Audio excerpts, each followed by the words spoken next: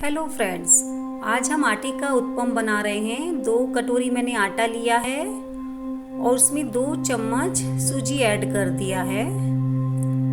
थोड़ा सा नमक अपने स्वाद के अनुसार और थोड़ी सी काली मिर्च डाल दिया है।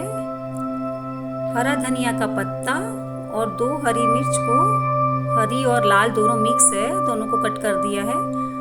अब ये 2 से 3 चम्मच मैंने दही ले लिया है। इन सब को हम अच्छे से मिला लेंगे और थोड़ा थोड़ा पानी डालकर एक स्मूथ सा बैटर बना लेंगे।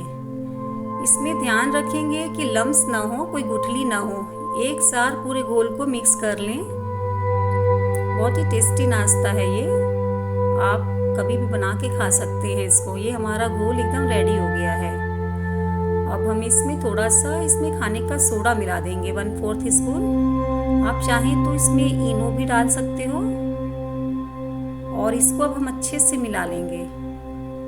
अब थोड़ी सी तेल में हम इस घोल को डालेंगे, अपने बैटर को डालेंगे। इसमें हमने टमाटर, शिमला मिर्च और पनीर की स्टफिंग तैयार करी है, तो इसको हम इसके बीच में ऐसे फैला देंगे। अब इसके ऊपर हम एक लेयर थोड़ी पतली सी और इस घोल की बैटर की मिला देंगे।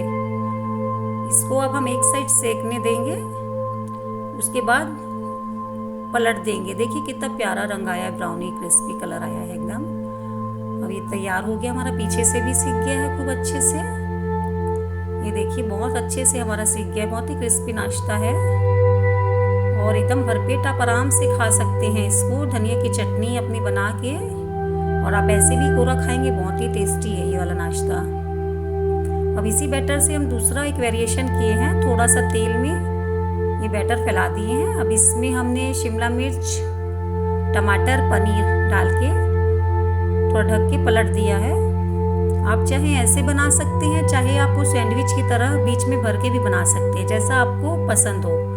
2 वेरिएशन है इसके, इसे एक ही गोल के हमारे। ये देखिए तैयार हो गया है।